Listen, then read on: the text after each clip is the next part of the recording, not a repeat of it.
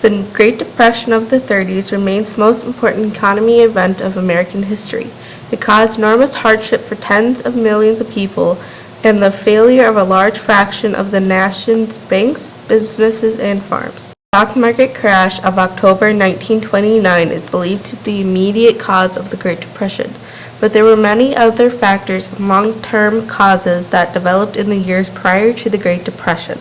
The 1920s may have been prosperous for some Americans, but the growing prosperity was actually weakening the economy. There were some wealthy individuals, but 60% of all people were living below the poverty line. The coal business expanded greatly, creating new jobs, but with the introduction of gas and oil, the production was decreased along with the amount of jobs. This was happening in other industries like cotton and farming.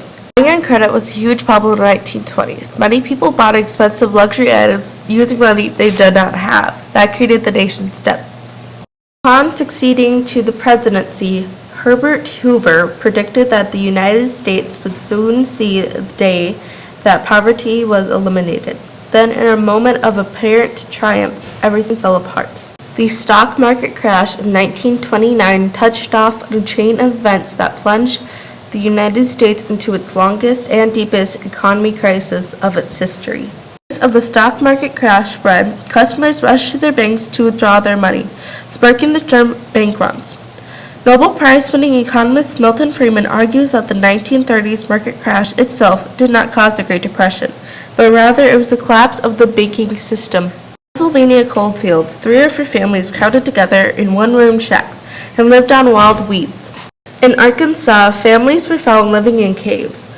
In Oakland, California, whole families lived in sewer pipes. During this time, many children were deprived of an education because many communities had to close down their schools during the 1932 to 1933 term because of a lack of money.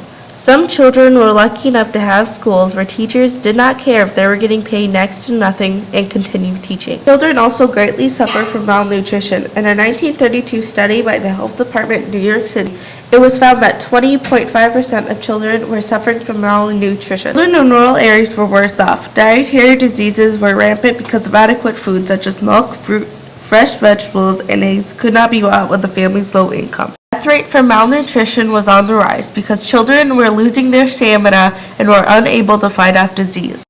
Many teenagers of this time period were known for riding the rails. Teenagers who felt that they were a burden to their families or were ashamed of their unemployment and poverty felt the need to leave their homes and find a better life for them. At the height of the Great Depression, 250,000 teenagers were roaming around America by freight trains. Some people admired these teenagers for their spirit, while others feared them as potentially dangerous. People who lost their homes often lived in what were called Hoovervilles, named after President Hoover, or poor towns. There was also Hoover stew, food dished out in soup kitchens, Hoover blankets, newspapers that served as blankets, and Hoover wagons, broken cars that were pulled by mules. The Great Depression changed family in many ways. Many couples delayed marriage and divorce rates and birth rates dropped. Some men abandoned their families. In a 1940s poll revealed that husbands abandoned 1.5 million married women. In response to the economic crisis, designers created more affordable fashions with longer headlines, slim waistbands, lower heels, and less makeup. Accessories became more important as they created the impression of a new look without having to buy a new dress. Food riots began to break out in parts of the United States. In Minneapolis, several hundred men and women smashed the windows of a grocery market and take off with fruit, canned vegetables, bacon, and ham. One of the grocery store's owners pulls out a gun to stop the looters, but is left upon and his arm is broken. 100 policemen bring the riot under control. 7 people were arrested. 3,000 unemployed workers marched to Ford's Motor Company plant in River Rouge, Michigan. Dearborn police and Ford's company guards attacked the workers, killing 4 and injuring many more. In 1931, the rain stopped and the black blizzards began. Powerful dust storms carrying millions of tons of stinging, blinding black dirt swept across the southern plains. The panhandles of Texas, Oklahoma, western Kansas, and the eastern portions of Colorado and New Mexico. Topsoil that had been taken thousands of years per inch to build suddenly blew away in only minutes. Crops withered and died. There's always been strong winds and the dust on the plains, but now overplowing created conditions for disaster. The land became parched and the winds picked up. The dust storms began, rolled in without warning, blotting out the sun and casting entire towns into darkness. Afterward, the dust was everywhere, in food, in water, in the lungs of animals and people. By 1934, the storms were coming with alarming frequency. Residents believed they could determine a storm's point of origin by the color of the dust. Black from Kansas, red from Oklahoma, gray from Colorado or New Mexico. The dust was beginning to make living things sick. Animals were found dead in the fields, their stomach coated with 2 inches of dirt. People spat clods of dirt as round as a pencil. An epidemic raged throughout the plains. They called it dust pneumonia.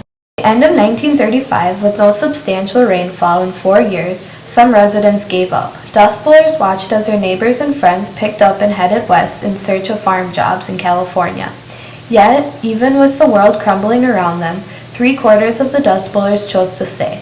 Some prayed for rain, others went in for more drastic measures. Billing himself as a rainmaker, explosive expert Tex Thornton claimed he could blast rain out of the sky. John McCarty, editor of the Dullheart Texan, created the Last Man's Club, designed to promote a spirit of courage. In 1936, dust blowers saw their first ray of hope. An innovative plan spearheaded by Hugh Bennett, a leading agriculture expert, to conserve valuable topsoil. He persuaded Congress to approve a federal program that would pay farmers to use new farming techniques. By 1937, the soil conservation campaign was in full swing. The next year, the soil loss had been reduced by 65%.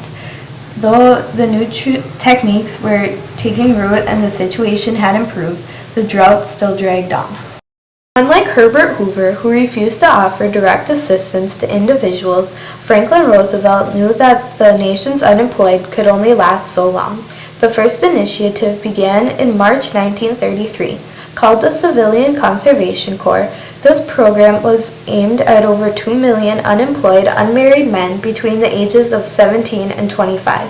CCC participants left their homes and lived in camps in the countryside. They were subject to military-style discipline. The men built reservoirs and bridges. They cut fire lanes through forests. They planted trees, dug ponds, and cleared land for camping. They earned $30 per month, most of which was sent directly to their families. The NYA, the National Youth Administration, worked on 2 levels, a student work program and an out-of-school program. The student work program provides students with odd jobs that pay enough to stay in school. The Federal Theater Project, FTP, hired actors to perform plays across the land. Artists such as Ben Shaw beautified cities by painting larger-than-life murals. Even such noteworthy authors such as John Steinbeck and Richard Wright were hired to write regional histories. WPA, Works Progress Administration, workers took traveling libraries to rural areas. Some were assigned the tasks of transcribing documents from colonial history. Others were assigned to assist the blind. No nation could emerge from the cauldron of national crisis without profound social and cultural changes. While many undesirable vices associated with hopelessness were on the rise, many family units were also strengthened through the crisis. Mass migrations reshaped the American mosaic. While many businesses perished during the Great Depression, others actually emerged stronger, and new forms of expression flourished in the culture of despair. The Great Depression brought a rapid rise in the crime rate as many unemployed workers resorted to petty theft to put food on the table. Suicide rates rose, as did reported cases of malnutrition. Healthcare in general was not a priority for many Americans, as visiting the doctor was reserved for only the direst of circumstances. Higher education remained out of reach for most Americans as the nation's universities saw their student bodies shrink during the first half of the decade. Marriages were delayed as many men waited until they could provide for a family before proposing to a prospective spouse. Divorce rates dropped steadily in the 1930s. Rates of abandonment increased as many husbands chose the poor man's divorce option. They just ran away from their marriages. Birth rates fell sharply, especially during the lowest points of the Depression. More and more Americans learned about birth control to avoid the added expenses of unexpected children. The unwanted children were sent to orphanages or sent on orphan trains. The orphan's parents would put their child on the orphan train in hope that the child would find a better life. Many didn't. The country decided to stay out of World War II until the attack on Pearl Harbor. The war started factories. More factories mean more jobs, and before you know it, America was back on track.